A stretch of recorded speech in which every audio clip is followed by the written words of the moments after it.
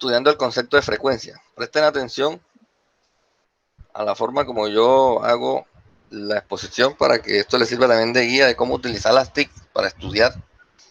Entonces buscamos aquí en Google la palabra frecuencia.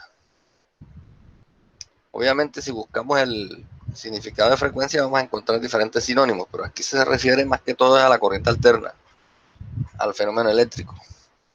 Entonces aquí encontramos que la frecuencia es el número de repeticiones por unidad de tiempo de cualquier evento periódico. Periódico significa que es un evento que se repite, es periódico.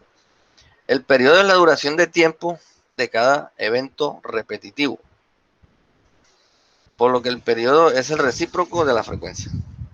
Bueno, palabras más, palabras menos, nos está diciendo aquí que la frecuencia, vamos a simbolizarla como F, es igual a 1 sobre el periodo.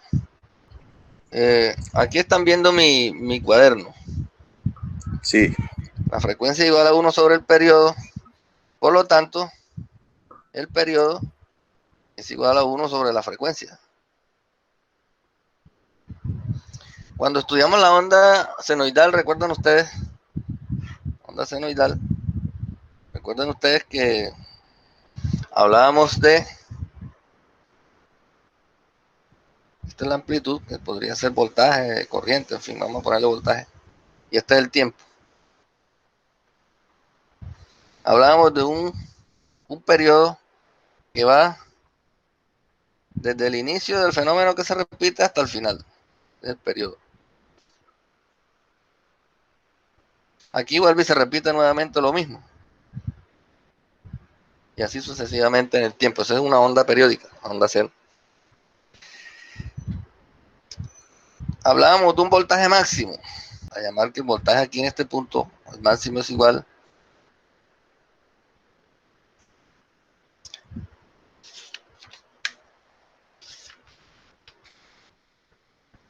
voltaje instantáneo igual al voltaje máximo por el seno de WT. Donde WT es un ángulo teta. Este voltaje máximo, asimismo, también representa la mayor amplitud de la onda, tanto en el periodo semiperiodo positivo como el semiperiodo negativo. Aquí entonces tendríamos un menos voltaje máximo y aquí un voltaje máximo.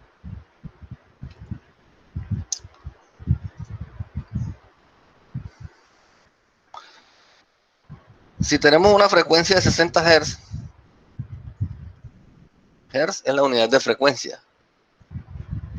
Tiene el apellido del científico que propuso por primera vez este concepto científicamente. Si tenemos una frecuencia de 60 Hz, entonces el periodo es igual a 1 sobre 60, aproximadamente 16 milisegundos.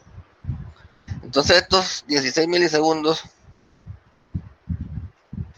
es el tiempo que demora la onda en elevar a su máximo amplitud, regresar a cero, elevarse a su máxima amplitud en sentido negativo y regresar nuevamente a cero, y ahí comienza a repetirse nuevamente. Entonces, este tiempo para una frecuencia de 60 Hz es igual a 16 milisegundos. Por lo que aquí en la mitad tendríamos 8 milisegundos.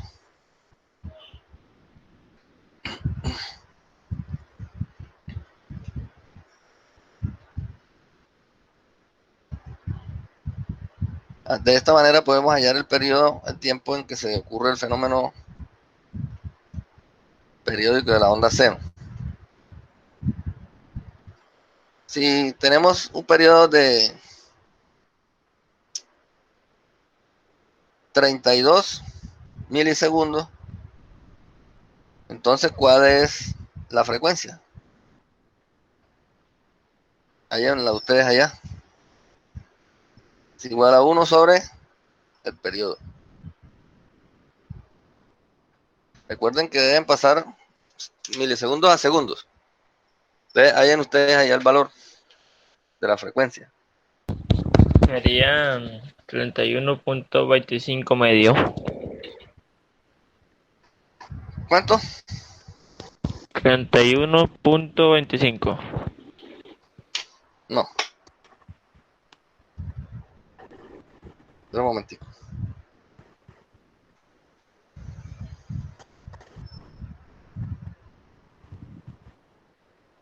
Sí, 31.25, correcto. O sea, la mitad de la frecuencia de 60 Hz, aproximadamente. Como aquí tenemos una frecuencia de 60 Hz, que tiene un periodo de 16 milisegundos, al aumentar el periodo, la frecuencia disminuye. O sea, aumentamos el periodo al doble acá, al doble. O sea, hicimos la onda más grande, vamos a ponerla aquí en otro color. Hicimos que la onda fuera así, más grande. O sea, que tiene dos periodos de los pequeños. Luego el periodo, siendo más grande, la frecuencia disminuye a la mitad. Cuando hablamos de una onda, ¿qué es una onda? Una onda acá en términos de electricidad y electrónica es un gráfico que representa una magnitud que es variable en amplitud, y en el tiempo. Entonces esas gráficas tienen diferentes formas. Podemos entonces hablar de forma de onda. La onda seno, por ejemplo, el magnitud del voltaje inducido es proporcional al seno del ángulo de rotación del movimiento que la produce, partiendo de este concepto que dice: la magnitud del voltaje inducido es proporcional al seno del ángulo de rotación del movimiento que la produce. Entonces vamos a colocar aquí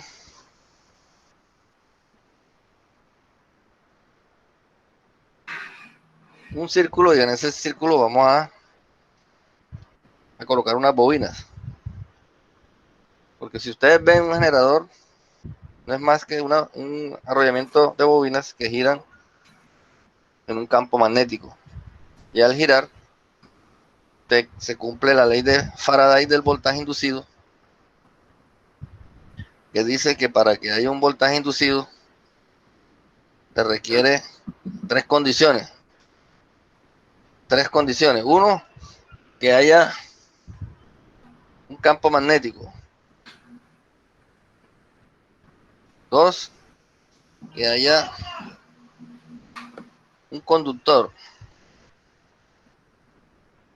Y tres, que haya un movimiento relativo entre los dos. De esta forma se puede inducir un voltaje. Esa es la ley de Faraday del voltaje inducido. Por otro lado, hay otra ley que hay que tener en cuenta, que es la ley de Lenz, que dice que todo fenómeno electromagnético se opone siempre a la causa que lo produce. De tal manera que una corriente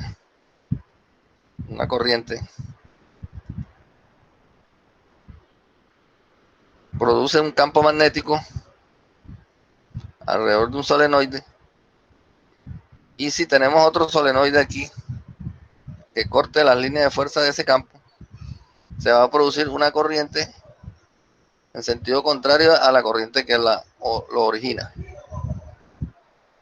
¿Sí? Fíjense que estaba bajando y estaba subiendo. Eso dice la ley de Lenz. Entonces, estas dos leyes se tienen en cuenta y otras más de carácter mecánico y físico, para construir un generador alternador, que no es más que un generador que produce un voltaje senoidal. El generador se ubican las bobinas. Vamos a colocarlas aquí en otro color. Se ubican las bobinas.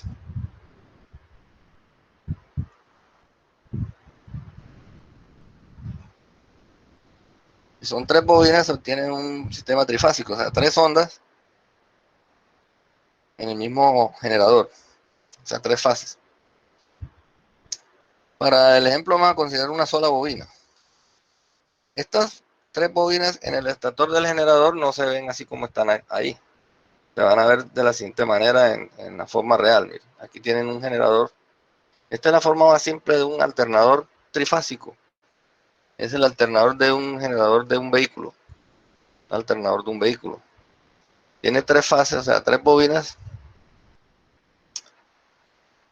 para generar tres fases, pero están distribuidas alrededor del núcleo del alternador.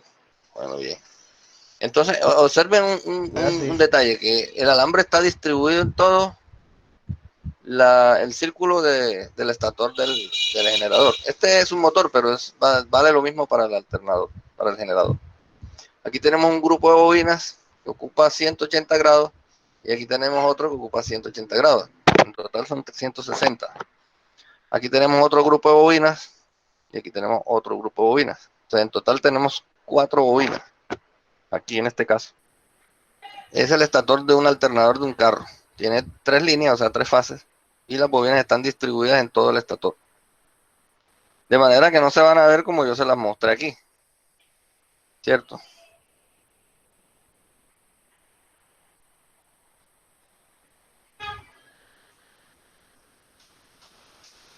No se van a ver como yo se las mostré aquí porque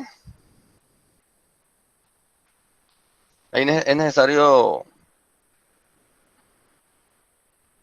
hacer eficiente el uso del espacio y del núcleo de hierro. Y hay otras características de eficiencia que hacen que hay que distribuir el alambre en mejor forma en el estator.